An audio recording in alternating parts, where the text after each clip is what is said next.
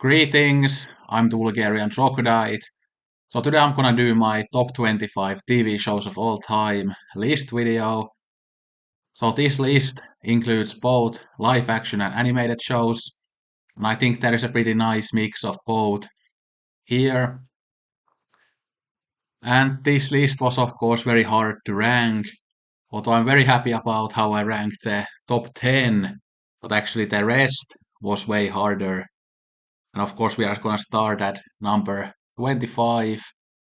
But again, if one show is at 25 and another one is at 21, for example, there is not kind of much difference on how much I like those shows, and my opinion on the shows might be a bit different on what day of the week it is or what month of the year it is, because of course, taste develops and also mood changes. So, of course, mood also affects these rankings a lot. And yeah, but I'll talk about each show a little bit and definitely let me know what your favorite shows of all time are, and also if you have seen any of these shows and what do you think of them.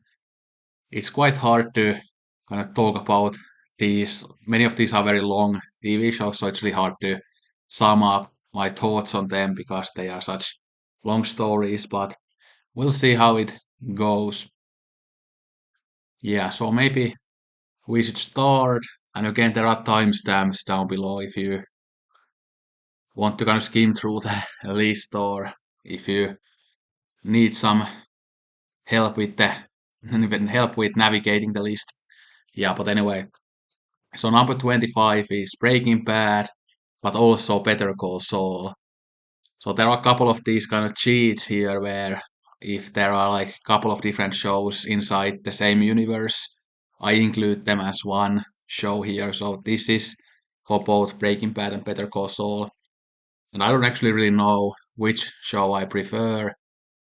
It might even be Better Call Saul actually these days because it has that very strong kind of drama element and it focuses less on the crime, although as the show develops, it feels like it goes more and more into the crime territory and it does that really well. But of course, these are both very famous and very hyped up shows.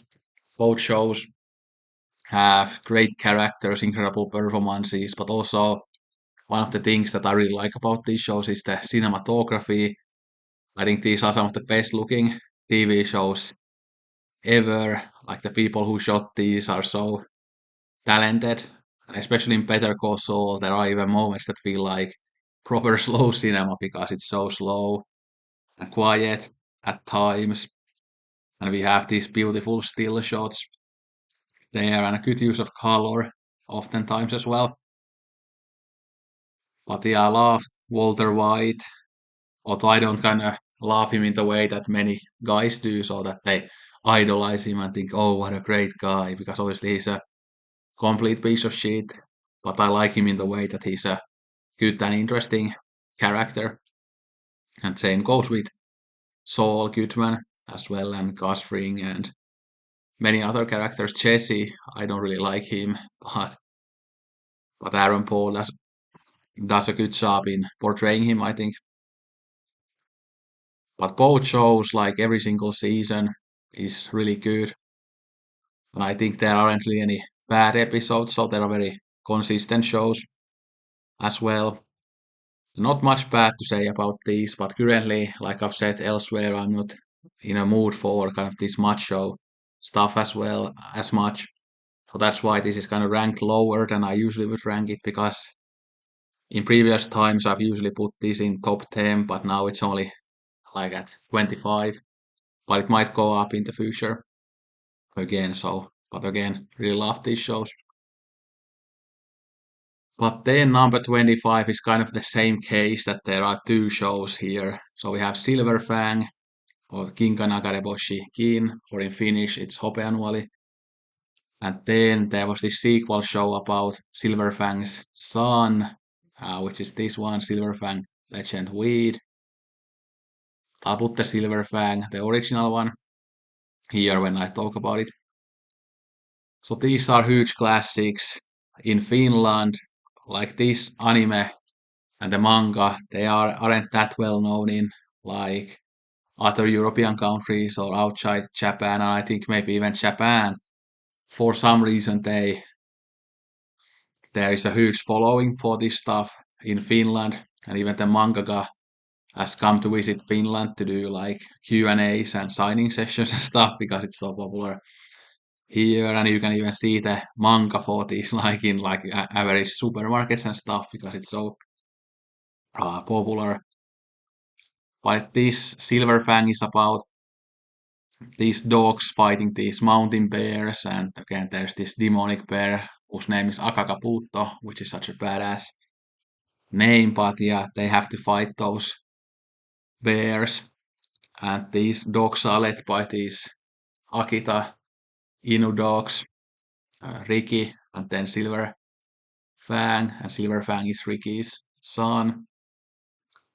But yeah, the show basically consists of them like recruiting more dogs, like they have to recruit these fighting dogs, like these like badass mastiffs, like those are Inu mastiffs.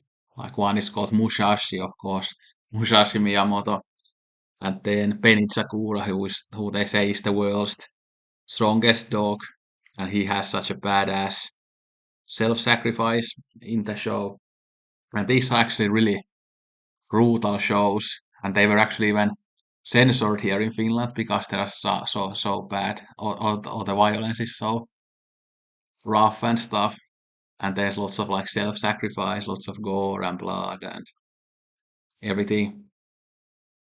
So these definitely aren't for like small kids, even though I started watching this when I was a small kid. Of course, the animation as this came out in the 80s looks really old now and a bit clunky, but it has a charm to it. The story is really beautiful, the soundtrack is great, it's very action packed, quite fast paced. And of course, as a dog lover, I love seeing these dogs. Although at the same time, it can be hard because so many of them die in this battle against the bears. Yeah, so so yeah, it's kind of a double-edged sword in that way. But great story. I think these are very unique as well, and I really wish that they were more popular outside Finland. But then the sequel show Weed, again, it's about Silverfang's son or Ricky's grandson, Weed. And in that, there are kind of two storylines. First, they have to kind of fight this huge dog that's been kind of who's been tortured in this lab by humans, and the humans have kind of gene manipulated that dog so that it became bigger. And then the second storyline is that they have to fight these bad dogs that are led by this Great Dane. And it's kind of ridiculous that the villain, that demonic villain, is a Great Dane, because if anybody knows the Great Dane breed, they are just like huge lap dogs. They are goofy, funny, very kind. They aren't aggressive or bad, but here we have again a Great Dane as a villain. So that's kind of ridiculous. And then they didn't get tired of those like really big breeds because like one of his henchmen is like Irish Wolfhound, like a really huge. I mean they are always huge Irish Wolfhounds, but yeah. But Weed is really good as well. And that was made like couple decades after this, so the animation is definitely better in that one. Yeah, but these are really good shows, lots of fun, very action packed. I mean, they aren't very deep, but I think they have like great characters, and they also we feel very Japanese, and they have some of those anime cliches like with the self-sacrifice and all those fights and stuff. But yeah, lots of great stuff in these shows. So if you can find them with English subs or any other subs that you understand, yeah, definitely try to find it. Yeah. Then this is actually one that I just discovered this year, although I mean I have known about this manga and this anime for a long time, but I finally watched it. So it's Hunter x Hunter, or it's written Hunter x Hunter, but it's said Hunter x Hunter. And this is the later version from the 2010s and not the original anime. But this later one follows the manga more closely, and there's also more episodes, but I know some people prefer the older one, but I haven't seen it. But this was actually a show that I was very skeptical about before I started watching it because, again, when I see some of these posters, it looked like just some like Dragon Ball, Kobe, and in some ways it has all those shonen manga and anime cliches, but I think the story transcends them because there is such like great world building there, amazing characters that you root for. Both the heroes are great, but also the villains are great, and then there are many characters that are kind of, I guess, in the gray area that they aren't necessarily heroes or villains. Yeah, and this has like 140 episodes. There are several arcs to the story, and the manga has also continued after the anime. Although the manga is continuing very slowly because the manga guy sadly, like he has had lots of health issues, so it's kind of unclear whether he can ever finish the whole manga because there is so much still to draw and write, but he cannot do it very quickly because of the health issues. So that's very sad. But yeah, the animation here is really good. The fight scenes are amazing, and this has maybe one of the best like fight entrances ever. Like you have this character Netero in the middle, this old guy. Like he comes from the sky with this other old guy, Zeno. And that's like one of the most badass entrances I've ever seen. And then this guy Netero has to fight this kind of weird guy here, Meruem, who kind of looks like Frieza from Dragon Ball. But yeah, that fight is one of the most badass fights that I've ever seen. It kind of made me feel like a young boy again when I saw that. Yeah. And I think all the arcs are good. Maybe slight criticism that I would give to some of them, like for example the Chimera Ant arc, is that they feel maybe a bit too long sometimes. Like the Chimera Ant arc, for example, it goes for such a long time that yeah, it feels maybe a bit overlong at times. Although I think one of the reasons maybe it felt like overlong because I was watching this again for the first time and I was binge watching it all day, every day, and I just couldn't wait to see like what the climax was and stuff. So then I felt like, why do you do these types of episodes like where where the kind of like where the plot doesn't move on very quickly because I was just so excited to see what happens in the end. But I think when I watch it for the second time, I can kind of take my time with it and not rush it as much. So I think then maybe the pacing isn't as much of a problem. This also has amazing soundtrack, I think. And when I say soundtrack, I mean both like inside the episodes, but also like the openings and the ending great. Songs are really great. Yeah. And this anime might come back because again, like I said, the manga has been continuing and you could definitely do already like quite a few episodes.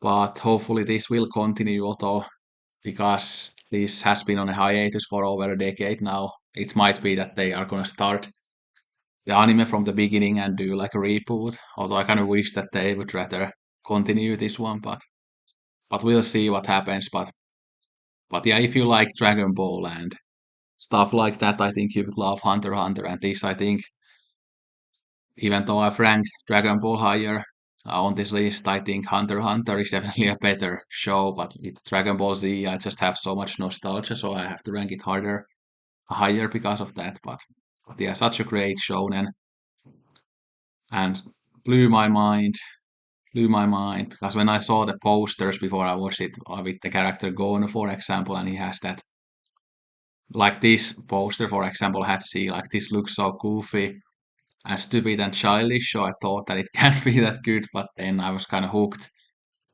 like after I watched like few episodes, so I'm really glad that I got into this and now I'm a big fan, so I'm also looking forward to seeing where the manga goes and stuff in the future and hopefully this will come back at some point. But Hunter x Hunter, number 23. Then we have actually another show that I have watched once only. This was one of my favorite discoveries of last year. It's called First Love by Yuri Kanchiku, a Japanese romance series that you can watch on Netflix. Yeah, this I thought was absolutely incredible. It has very cinematic feeling, like the cinematography is so beautiful. But it's about these two people, and we follow them when they were teenagers and then when they are in their 30s. So it kind of has those flashbacks back to the past, and then it has current day, and we see kind of how their lives has have changed and whether they achieved their dreams and things like that. There are lots of twists in there as well because there's a I don't want to spoil it too much, but there's a one character who kind of lost their memory, so that obviously kind of affects how their life is when they are in their 30s.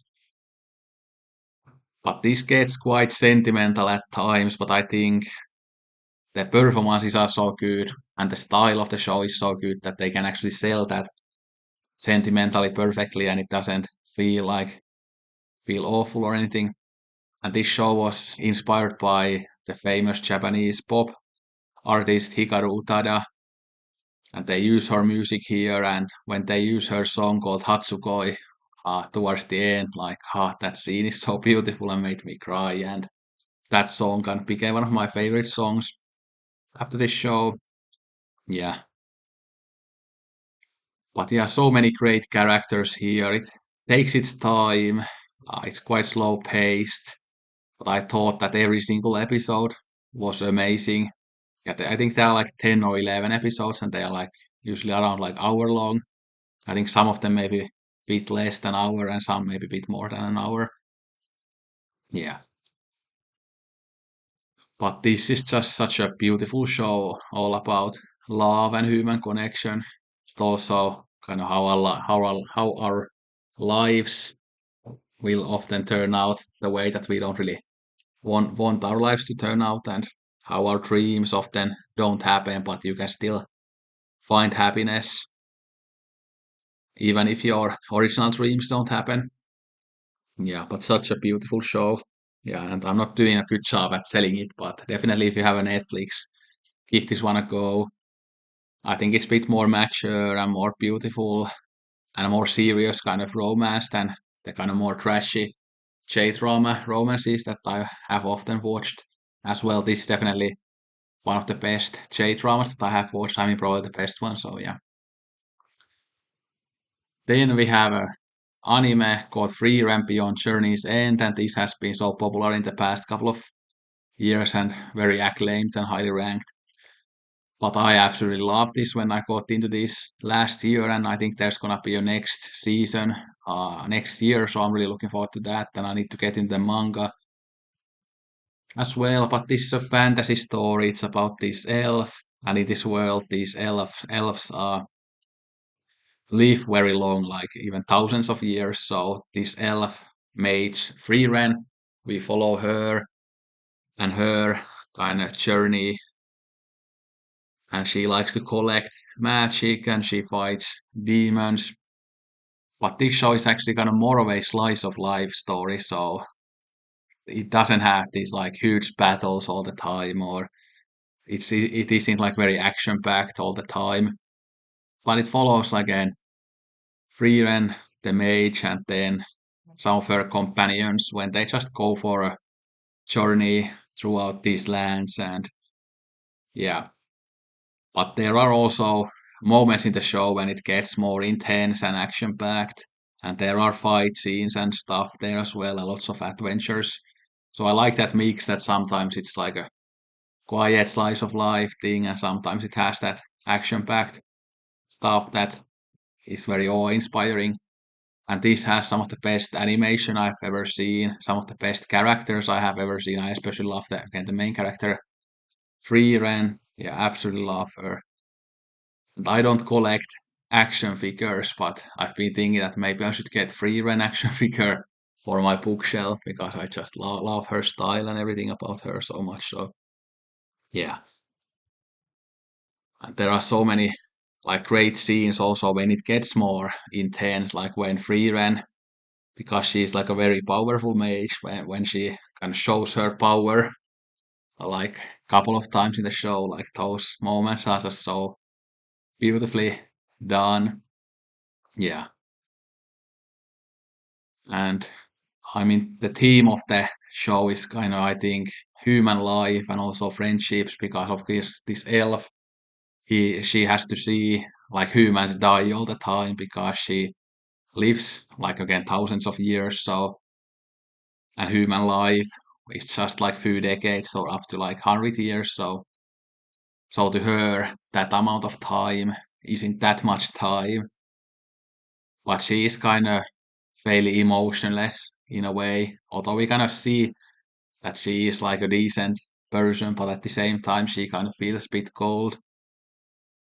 But it's kind of understandable when you kind of see that she is an elf. That of course her perspective to life is a bit different than other people's. But if you love fantasy stories, I would highly recommend Frieren. I think it's one of the best fantasy stories that I have ever encountered. And yeah, I absolutely love this. Absolutely love this. Yeah, so great. So great. So that was number 21. So then number 20 is Californication, which is this great dramedy show following this asshole writer Hank Moody, who was very kind of Bukowski-esque character. Like, yeah, he writes books, he sleeps around a lot. Yeah, he isn't the nicest guy, but he's also very funny, and he's still in love with his ex that he had a child with. So in the show, he's always trying to get back with his ex, who is now with another guy. And then we also see his daughter growing up and all the drama there. And then he has this agent friend, Runkle, who is probably my favorite character because he's such a weirdo and he's just so, so funny. Yeah, that's the main thing about the show, that this is just so funny and it makes me laugh and it's kind of fun to just sit back and watch and laugh at the show. But yeah, it has so many great characters, so many fun episodes. I like all the seasons, although I think maybe the last couple of seasons are a bit weaker than some of the early seasons, but I think overall it's very good front to back. And the episodes are, I think, usually like 25 minutes long, so you can watch the show quite quickly because of that, even though it has many seasons. Yeah, it holds up really well on a rewatch as well. But I can understand if some people don't like it because it follows these kind of toxic guys, and I usually don't like that type of stuff as much anymore either. But there are some of these exceptions, like this, and again even Breaking Bad, and then we have the Sopranos later on. But although I think many of these shows, I mean, they don't glorify this type of this style of life or this type of lifestyle, but they show that it can lead to loneliness and alienation and depression and things like that. I think this show, even though it's very funny, but it also shows the darker side of this life. Yeah, and the regrets that come with it, etc. But they are really funny show that I enjoy watching. Then we have Twin Peaks, and you might say that this is very low. But the reason why it is low is because it's a bit inconsistent. There are parts, especially in the second season, that just aren't as good. But yeah, if we just look at the peaks of the show, the peaks of Twin Peaks, yeah, those would be the best peaks of any of these shows on the list probably, because those are absolutely amazing. Like the ending of the second season, for example, is absolutely mind blowing, and it really terrified me when I saw it for the first time. Yeah, but because it's bit inconsistent and it gets even boring, a little bit boring at times, like that's why I can't at this moment justify putting it any higher, even though in the past I've sometimes have it higher, but I think I kind of have to admit that there are just times in the show that it's just not that good. Even though those kind of various moments of the show, I mean, they are still, I think, decent and they're like bad necessarily, but they aren't great either.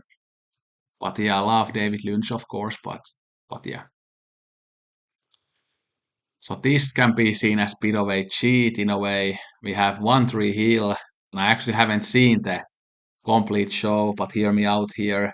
That again, after the sixth season, two of the main characters leave the show. So we have Lucas Scott here and then Peyton, and those two are my favorite characters of the show. And then when they leave, the show starts feeling like a completely different show. And I've tried a couple of times to watching the rest, but I just can't.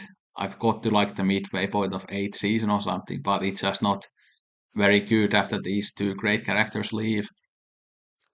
So I'm just talking about here the first six seasons of the show, which are absolutely amazing. Some of the best teen drama that you can imagine. I love Lucas Scott because I have a huge crush on Chad Michael Murray and he's so good here. I love Peyton. I can kind of relate to her. Depressed music nerd. Live a lot. But this is just like a perfect teen drama. So many great characters, so many twists and turns. It's very fast paced, entertaining all the way through again, all the way through the six seasons.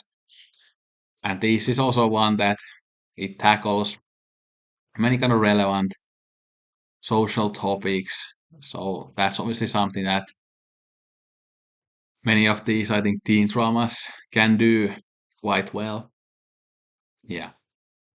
And this has like some thriller elements even at times because the father of Lucas Scott and his brother, like uh, like the father is like such a sociopath, so he kind of brings this kind of a thriller element to the show at times, but that's done really well as well. And that dad character is kind of the villain of the whole show, but he's a very interesting villain because he sometimes shows like moments of where he seems like a decent person, but overall he's such a horrible sociopath. But yeah, very interesting character. Great soundtrack as well. And this is a show that if you love the OC, I think you would love this one. They started at the same time and they are very similar in many ways, although there are some differences as well. And Chad Michael Murray, uh, he was they tried to cast him as Ryan Atwood in the OC, but then he went to One Tree Hill, and I'm glad that that happened because I'm like Ben McKenzie as Ryan, and I love Chad Michael Murray as Lucas Scott. Yeah, such a great show. Yeah. Then I think the next one is number 17, if I'm not mistaken, but it's Spartacus.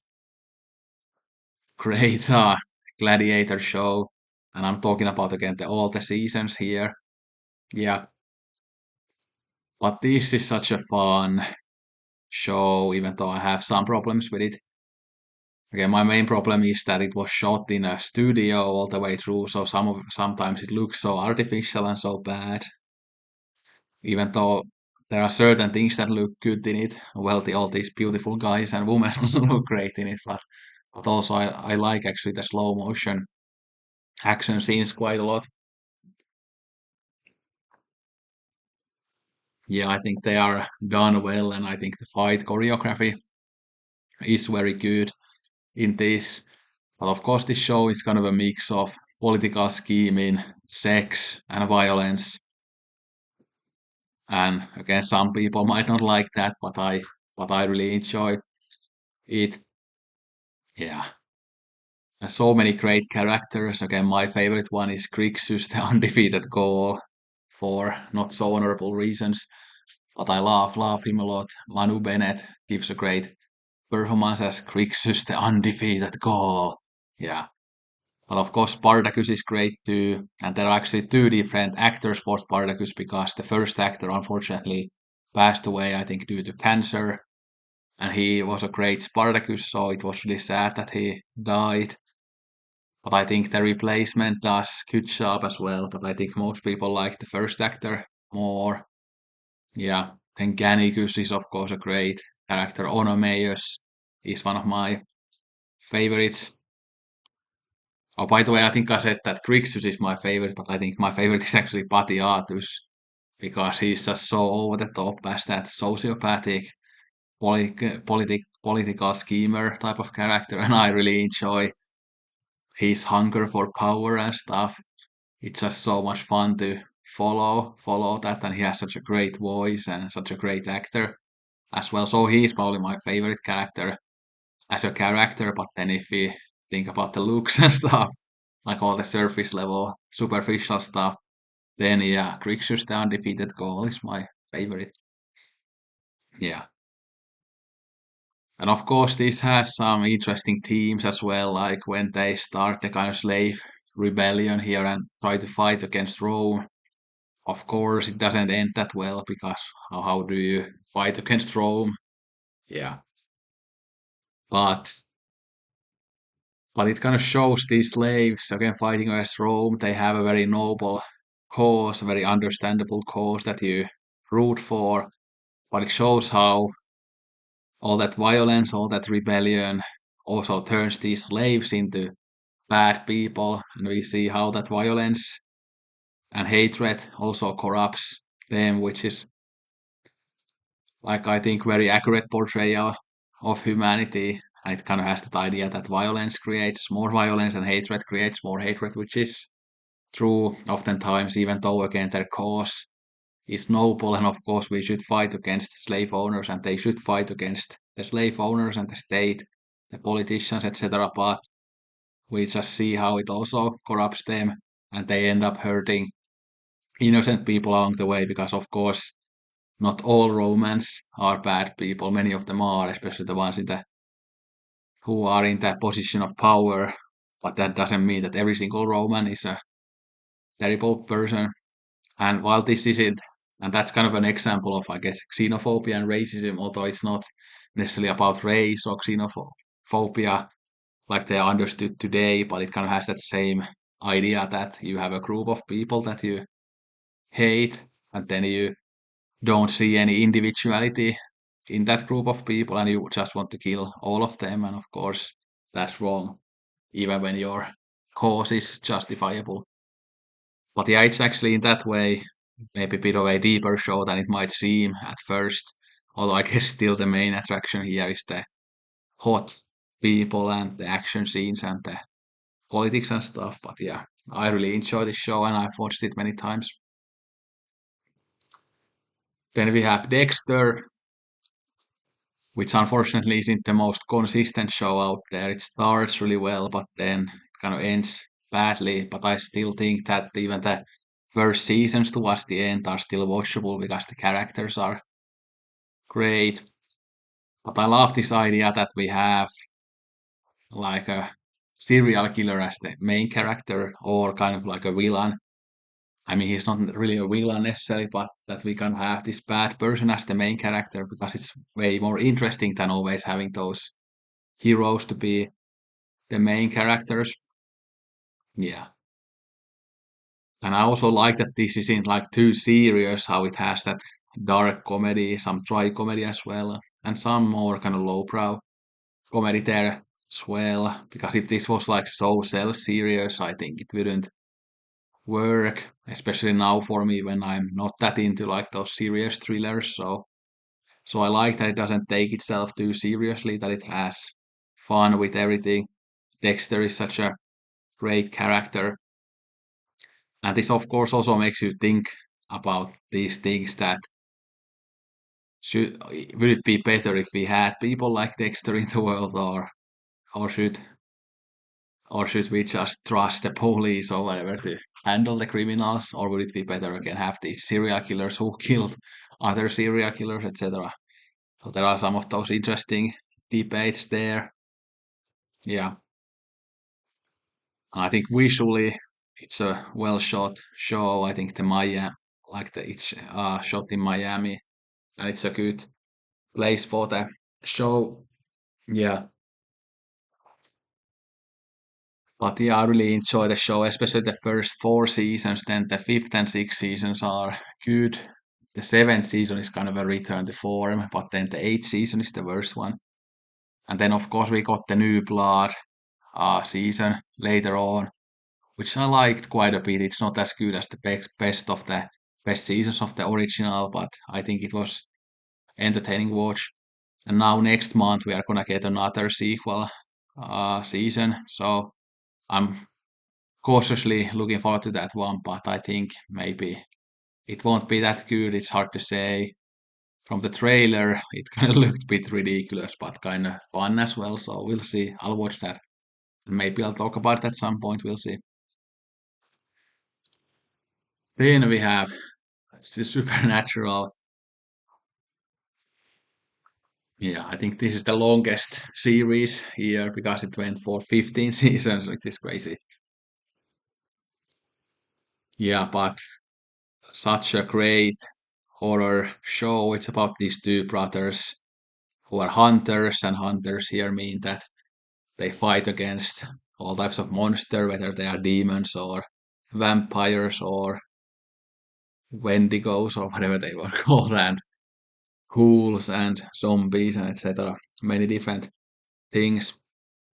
And there's even a biblical element there, which to me is maybe the most interesting thing about the show.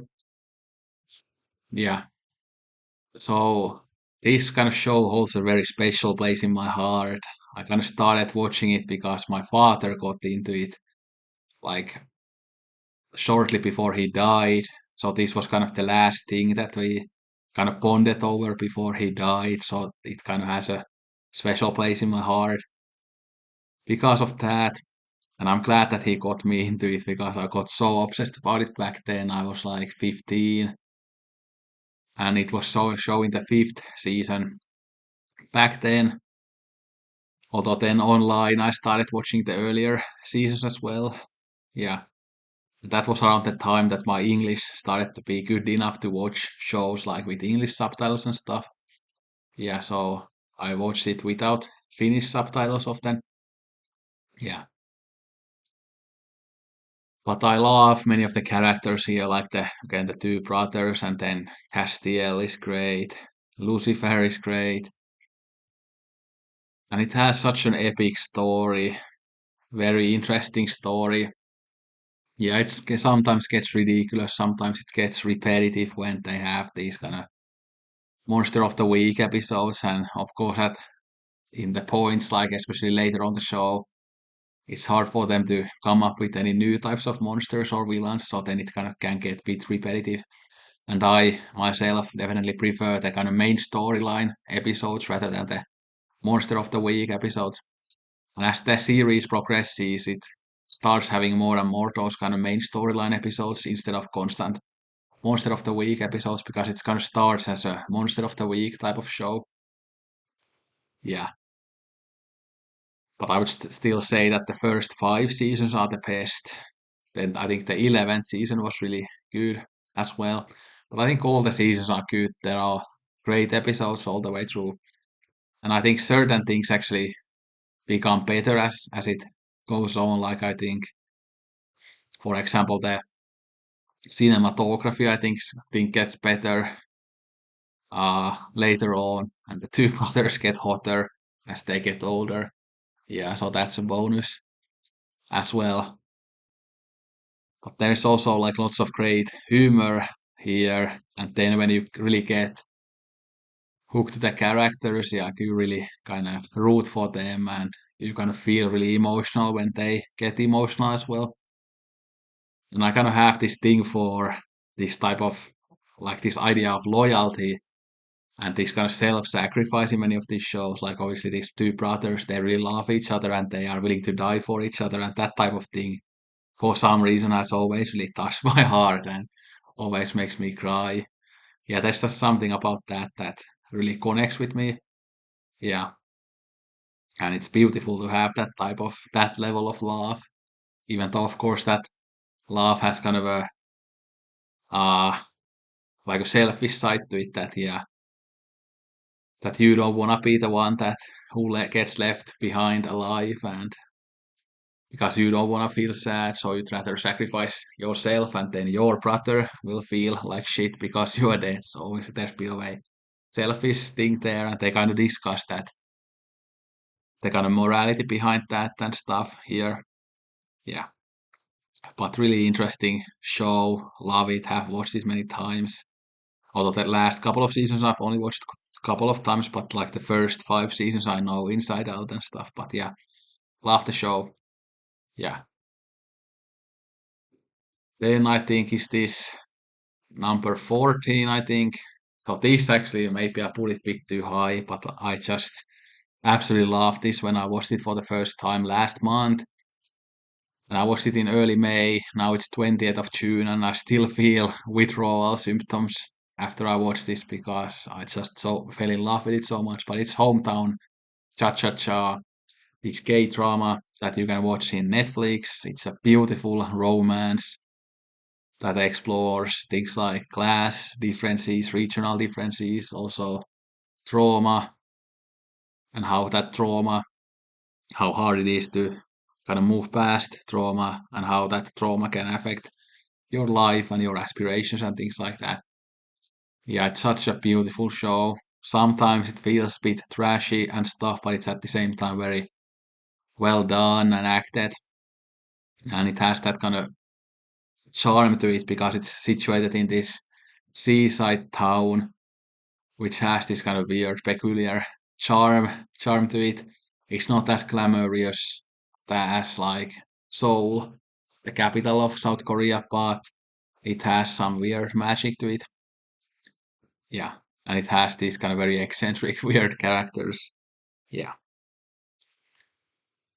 and I love the character Chief Hong, who is the main male character. I just completely fell in love with him. He's such a amazing character. I need a guy like that as well. Like he's handsome, he's very kind and compassionate, but also funny, and he's strong when he needs to be. But then he's also more of an intellectual type because we, for example, see him reading Tolstoy here. He recommends George Bataille's eroticism to his girlfriend. And I have that book on my shelf as well, but I haven't read it yet. I need to. But yeah, he's like a perfect guy, basically. Although in the show we see later on that he has actually many problems, even though he seems like a perfect person at first. But yeah, that's very interesting how how the show develops that character, and there is so much great character development here. But this is for people who love dramas and romance. Yeah. And again, I love those things more than anything else. So yeah, but absolutely incredible show. And like I wanted to start watching this again after it ended, and I'm constantly thinking that I should start watching it again already, even though it's been only like 6 or 7 weeks since I watched it.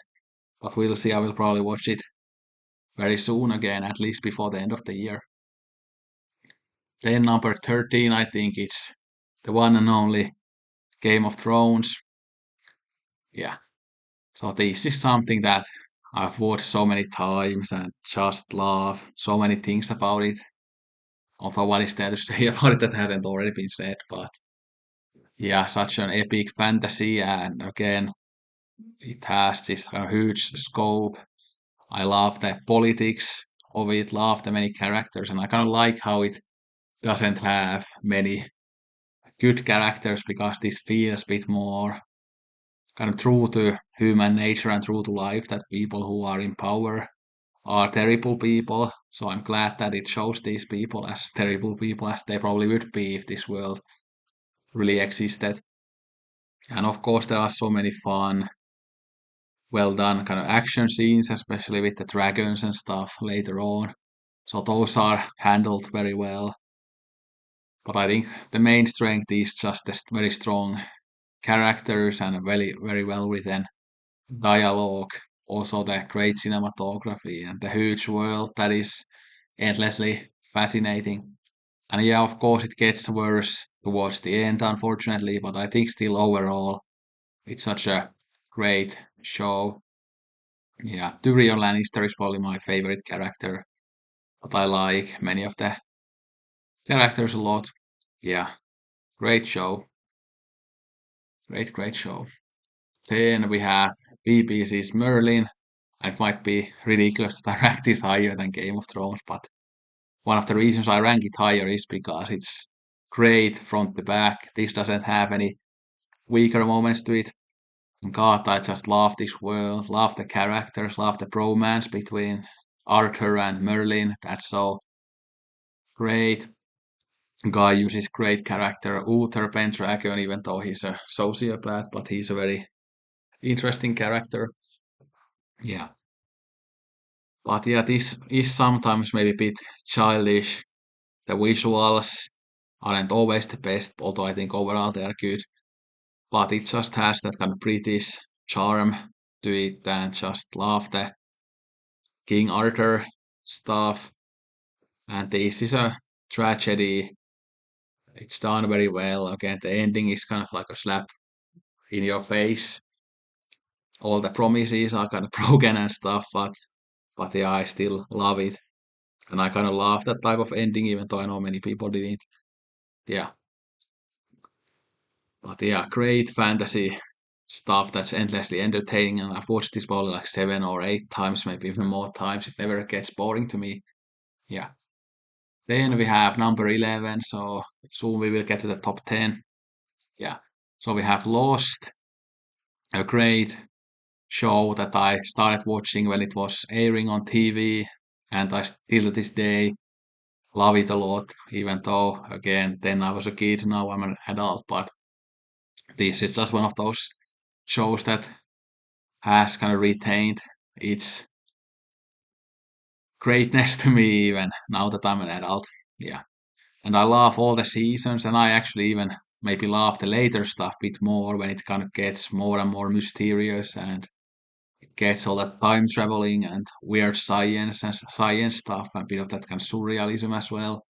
I kind of like that stuff a lot about the show. I know some people like the first season, that's maybe the most kind of quote unquote realistic of the seasons the most. And I think, yeah, that's great season, but I also really like the weirder stuff in there. I think one of the strengths of this show is the great characters. There are many that I love. Soivier has always been my favorite, but I also love Mr. Echo. I love the Sun and Jin, the two Koreans, a lot. Of course, Kate is pretty good, although maybe I have a bit mixed feelings about her, just like I have with Jack. John Locke is great. Hurley is great. Ben is a great villain. But yeah, my two favorite things are probably like the all the weird kind of mysteries that there are in the show, and then the great characters. And of course, there is a bit of everything here for many types of people. So there's a sci-fi element, an action element, adventure element, drama element, some romance in there. So it has this kind of genre bending in there, and it does that really well. And I like both the stuff in the island, but also in the outside the island, the flashbacks and stuff. Although I think the island stuff is probably like if I had to choose my favorite out of those two, yeah, the island stuff wins. Visually, I think a very well done show as well. Yeah, really love it front to back. So now we get to the top 10. So number 10 is Dragon Ball Z and Dragon Ball Super because I love both of them a lot. And when I say Dragon Ball Z, these days I watch the Dragon Ball Z Kai, which is kind of a shorter version, and they also improved the animation and some of the voice acting for that one. But yeah, Dragon Ball stuff has been with me since I was a kid. I've read the manga as a kid, both the Dragon Ball and Dragon Ball Z. I've actually never seen the Dragon Ball anime, but I've read the manga for that. But yeah, of course, these shows in some ways are very cringy, just like Muscle Bound Man shouting and everything. But I also think that the just the story, the world, in some ways, it's very unique. And also, this is kind of what really inspired most of the shonen manga and anime that came after it, and it still holds up. really well, even though again, it's not perfect. It's kind of stupid in many ways, very troglodyte, but so much fun at the same time. So many great characters like Vegeta and Goku and Gohan and many others. Frieza is a great villain. And then on Super, I really love Beerus and Whis a lot. They are some of my absolute favorite characters because they are so funny. And lots of great humor in these shows, great action scenes. They are very inspiring, very emotional at times as well. Lots of great music in there as well. And the animation quality, sometimes it's great, sometimes it's less great, but overall I would say good. But yeah, this is mainly here because of just the insane nostalgia that I have for it. Like if I started watching this for the first time now, I don't know if I would still get into it, but as again the nostalgia is so strong, I don't know. Yeah, but love it. Yeah, then we have Attack on Titan or Shingeki no Kyojin. Again, a great anime. Yeah, absolutely love the story here. It's just so interesting, so many twists and turns. And this show has also very interesting themes, I think, about the cycles of violence, cycles of war that humans go through, the cycle of hatred, and how again hatred turns into more hatred, and how we often don't have rational reasons for those hatred, and how we just cite some things that happened long in the past to justify our bad actions now, even though they don't justify them. Yeah, but the plot is just so intricate and well written. So I think this is such an incredible experience if you haven't been spoiled on what happens in the show, because it really kind of keeps you guessing. And especially when you start the show, you start thinking that, like, what's the backstory here? Why are there these walls? What are the Titans?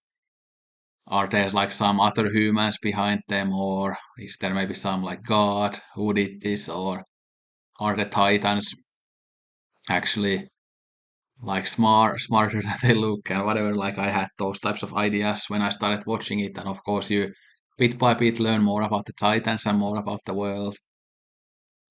And yeah, and I think this show is also very strong front to back. All the seasons are great. There's very interesting character development as well.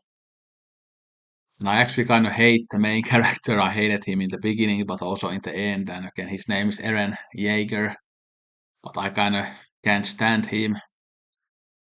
And he kind of goes through many changes in his character throughout the story. But again, like I said, I didn't like any of the versions of him.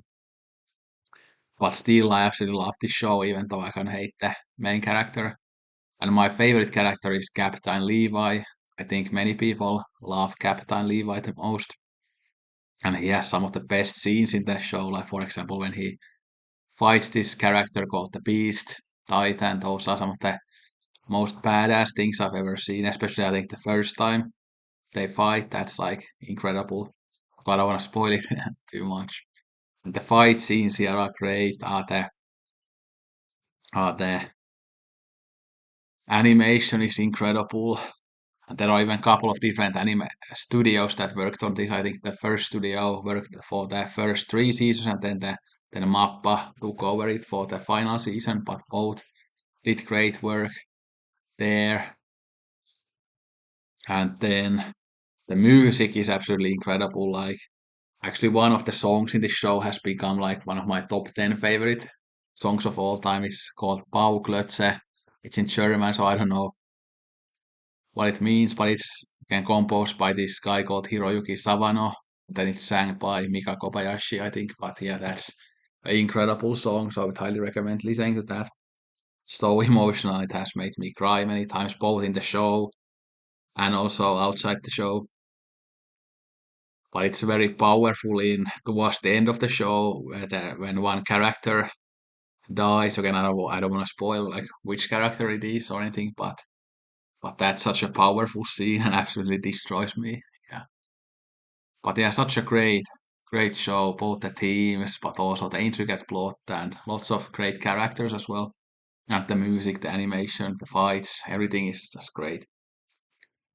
And this works both as kind of a lowbrow entertainment, but also if you want to put your thinking hat on, there is lots of things to think about. Then this is actually a bit similar, so it's Fullmetal Alchemist Brotherhood, and I could say many of the same things here that I said with Attack on Titan, that this also works as like a fun adventure story, but it also has many interesting themes, and many of the themes are actually quite similar as in Attack on Titan. So this explores genocide and how different groups of people hate each other, and it doesn't make any sense that they hate each other, and that hatred again turns into more hatred, and that hatred turns into violence. And it's really hard to escape those cycles of violence. Yeah. But this also tackles, I think, humanity and how we sometimes think too highly of ourselves, and we think that we are all powerful beings who can alter things even though we can't, and we don't always realize what the consequences are with our actions. And this, of course, could apply in the future, for example, with artificial intelligence, that we think, oh, yeah, it's so great, but maybe it could lead into something bad as well. Like, again, many thinkers have said, although, again, I'm not an expert on AI, so I don't know myself, but many people think that. But this is also kind of again shows that again actions have consequences, and that sounds very simple, but I think that this show explores that in a very good way. And then how we as people can learn to think before we act, and not just do these things without thinking about them first. Yeah. And this has so many great characters, and also characters that you actually root for and you really like, but also the villains are amazing. Yeah. And there are many twists and turns here. Some of my favorite characters, well, I love the two brothers, the main characters, but I also love Scar because he has such an interesting character arc, I think. And many of the kind of crucial themes about the show relate to Scar. Yeah. The animation is great, the music is great. Again, it's a very touching story. There are some like really beautiful scenes. Like there is this scene where a character says to another character that like these hands weren't meant for killing, but they were meant for fixing and healing or something like that. That's such a beautiful humanist moment. And then it turns into like the ending song, which is called like Let It All Out or something like that. And it's so beautiful. And with that song, there's also another beautiful moment when one of the brothers says that, again, Alphonse, I'm coming back for you and stuff like that. Again, I won't spoil it too much, but it's just such a beautiful moment, just full of love and compassion and things like that. And in many ways, this is kind of a pessimistic show that it shows the dark side of humanity, but it also gives us reasons for hope and optimism. So it's beautiful, beautiful in that way. Yeah, but such an incredible story. I can't really think of anything that I would change about this. It's just absolutely perfect in every way. It's very entertaining, but also beautiful and very meaningful at the same time. And it just works on absolutely every single level. And it would be a good kind of a double bill with Attack on Titan, that maybe start with this one and then go into Attack on Titan. I think Attack on Titan is way more pessimistic than Fullmetal Alchemist, but they tackle many of the same themes in like similar ways. Yeah. But then we have my second favorite anime of all time. It's called Your Lie in April. And this is an absolute tearjerker. Like this is the definition of tearjerker. Like the first time I watched this, there were like 5 episodes that made me cry, and there are only like 24 episodes in total. So like every fifth episode basically made me cry. But it's about this young virtuoso pianist Kosei Arima, but his toxic mother dies, and again his mother is the person who kind of made him play the piano, but then he suddenly loses his ability to play the piano due to like insane levels of mental trauma that he has. So when he starts playing the piano, he kind of starts suffocating and he gets on his own head, even though he has that incredible virtuosic talent to him. But then he meets this violinist, this girl, Kaori Miyazono, and then she starts to help him to deal with that trauma. And they kind of have this love story as well, and it's just incredibly beautiful. So it's all about like the healing power of music, but also childhood trauma, that toxic relationship that many of us have had with our parents, and how you can deal with it and try to move past that. But it's also the power of human connection and love, and how music also brings people together. But this show is just incredibly tragic. At the same time, I don't want to spoil it, but it just really kind of destroys you because there is this one like very tragic thing here that doesn't relate to the trauma element, but relates to something else. And yeah, it just absolutely destroyed me. The music is of course great because they play like great classical music and the music scenes are done so beautifully. The characters are great, relatable, but there's also, even though it's tragic and sad and all about trauma and things like that, there's also lots of humor that you would expect in anime. And it's more, for the most part, animated in a very kind of bright and colorful and beautiful way that makes it look great. Yeah. But this is such a beautiful and meaningful anime, very relatable for me. So I relate to many of the like the toxic relationship that many people have with their parents, but also the trauma, but also the healing power with music and things like that. But yeah, God, it's almost making me emotional just talking about it. But yeah, it's just so hard hitting and beautiful, and I think many people would love this. And even though it's about these kind of characters in their like early teens, I think the show is very mature in the themes, and I think adults would usually really love this one. But I think it would be also a good watch for kids because it teaches you so much about the human condition. And yeah, I would recommend this to everybody. And I definitely mention this to again my dear friend Tony as well. I mean, I've mentioned it before, but I think he would really enjoy this one. Yeah, but absolutely incredible. And I think this is slightly underrated as well. I mean, it's again has 4.2 on Letterboxd and quite lots of ratings, but I think this is just not usually in the conversation for like best animes of all time, even though I think it's just absolutely incredible. And yeah, God, you're making me emotional just talking about it. But yeah, it's so good and so mind blowing. Yeah. But again, bring on the tissues if you are gonna watch it. And it's only like 8 hours long, I think, front to back, so you can watch it even in a day. So yeah. And this one I absolutely love, and I'm absolutely obsessed about. It's Heartstopper, a show in Netflix. So this has 3 seasons, and there aren't gonna be any more seasons, but they're actually now working on a movie that's gonna end the story. I'm kind of sad that there won't be another season, but I'm at least glad that they are gonna do a movie, and I'm pretty confident that it's gonna be good because all the episodes of the show at least are absolutely amazing.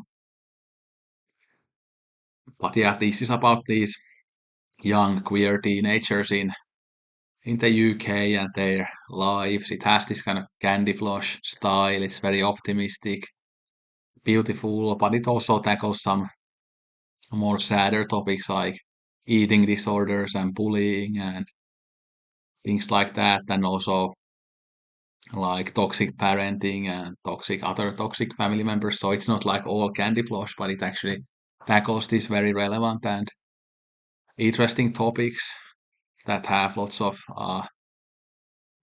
kind of societal meaning behind them. Because again, bullying and eating disorders, these are very common things, and something that we should talk about more and put more efforts into fighting against these things, or like fighting against bullying and then helping people with eating disorders, etc. But so many great characters here.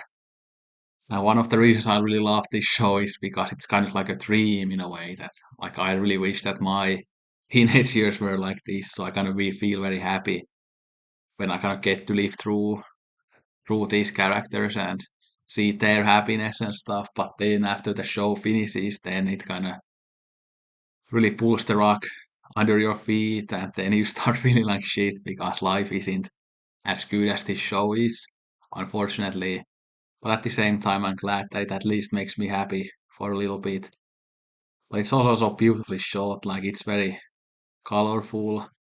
And it also uses these kind of modern things like very well, like social media and these chatting things, like they show these kids chatting to each other with their phones, but it's not done in a kind of obnoxious Gen Z way, but in a way that kind of really works, I think.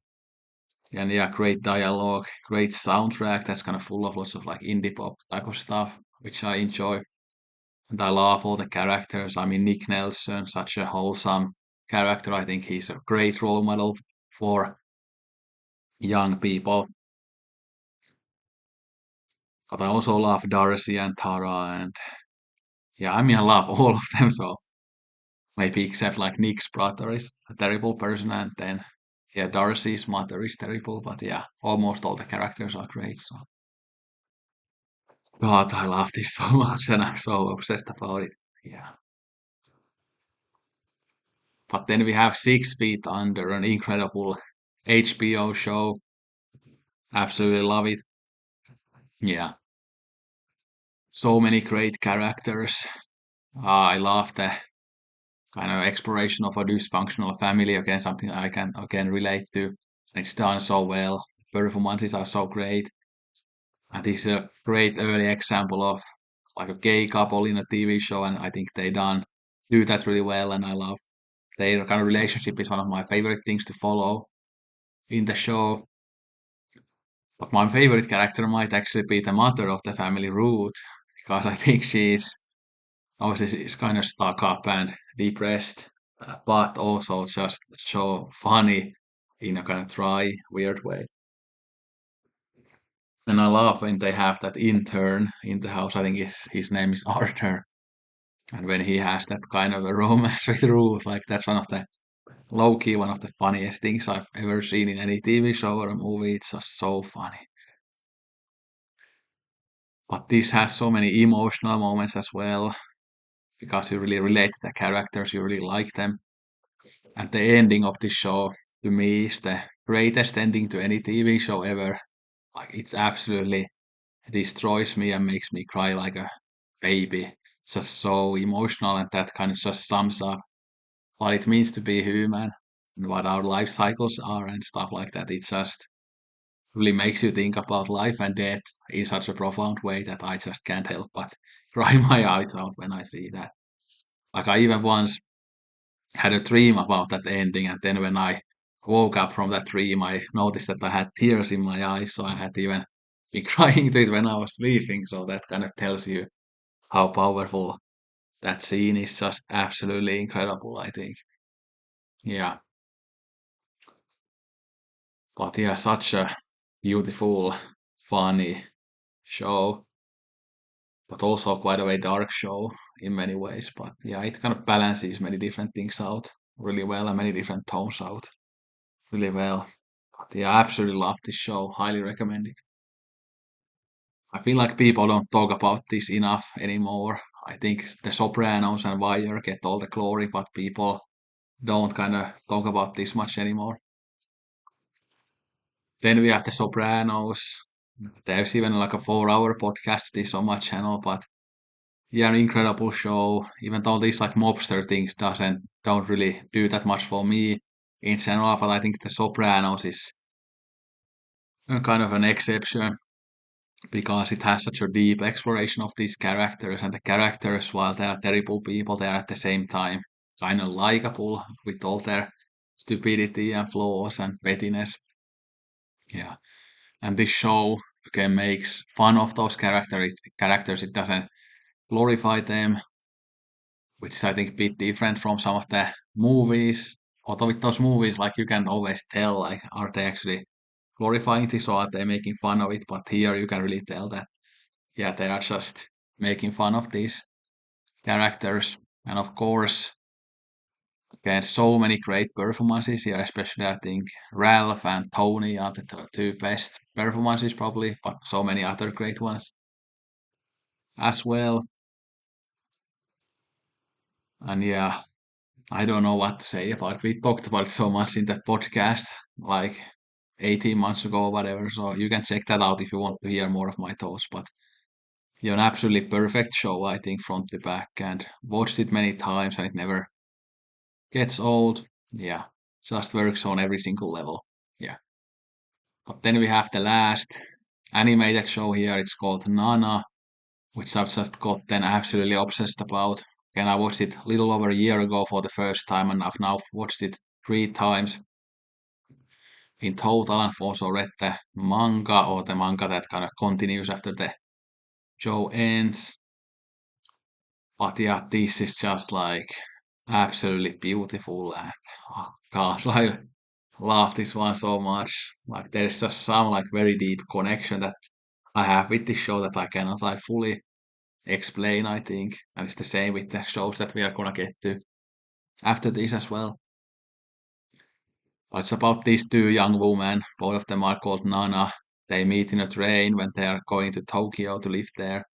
One of them is a punk musician, and one of them is this kind of lovesick woman who just wants to get married and become a mother and stuff like that. So they are very different, but then they develop this connection with each other and they become great friends. And then they also have lots of queer subtext here that they kind of imply that they are kind of in love with each other, but they don't realize it themselves because they again suffer from like compulsive heterosexuality. Yeah, but they are both amazing, both nanas. But I actually maybe love the most the Nana who just wants to get married and stuff because she's just so funny. And I relate to many things in her, although many of the kind of flaws that she has, I kind of really relate to. So I think that's one of the reasons I love her. And the voice acting is great, the music is great, the animation is great. The show is so funny, but also beautiful and very heartfelt and really pulls your heartstrings at moments as well. And it just kind of has that unexplainable aura, magical aura that some movies and shows have that you cannot explain, but they just have that kind of X factor that's kind of something special there that is hard to explain. And I think this is like great for people who are like young adults in their like where maybe your late teens or in your 20s when you kind of there are many roads that yeah you can take, but you're kind of confused on like what road you should take, and you think that is this gonna work out or not. And even though I'm now a bit older than these characters here, like I still can very much relate to those types of things in life. Yeah, but God, this is such a beautiful show. I don't know, like I don't know how to explain my love for it, but I just absolutely love this. This is just my heart and soul. This show, I'm absolutely obsessed about it, and it's constantly on my mind, and always thinking about it. Yeah, God, I love it. Yeah, definitely watch this one. And again, it's not just me who loves it. This is a very popular and acclaimed story. Yeah.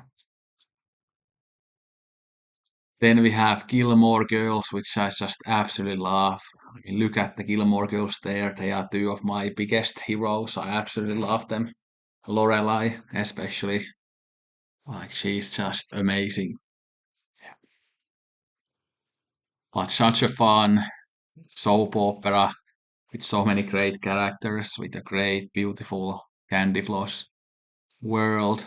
Like, Stars Hollow is such a great town. Again, Paris Skellar says that this town would make even Frank Capra puke because it's just so kind of apple pie and stuff. So that's a great line, and it really kind of sums up the whole show in a way. Great love stories here, like with Lorelai and Luke, for example, that keeps developing for such a long time. But yeah, it gets a bit weaker in the final season when again the showrunner kind of quits for the final season, but it's still good, I think. But yeah, so such a good chemistry between different characters. It's just endlessly charming and funny. It's actually very witty and even intelligent in many ways.